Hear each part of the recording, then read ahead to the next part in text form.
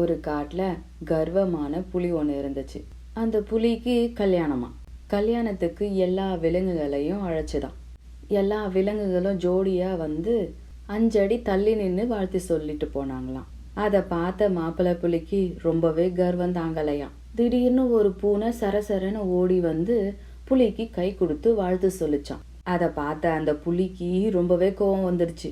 பூனைய பார்த்து கர்ஜனையோட, ஏ பூனையே, இத்தனை பேரு என்னை பார்த்து தூரத்துல நின்று வாழ்த்து சொல்லிட்டு போறாங்க, நீ மட்டும் என் கிட்ட வந்து தைரியமா வாழ்த்து சொல்றியா? அதுவும் என் கையை பிடிச்சி வாழ்த்து சொல்லிட்டு போறியா? நான் புலிடா அப்படின்னு கர்ஜனையோட பேசிச்சான்.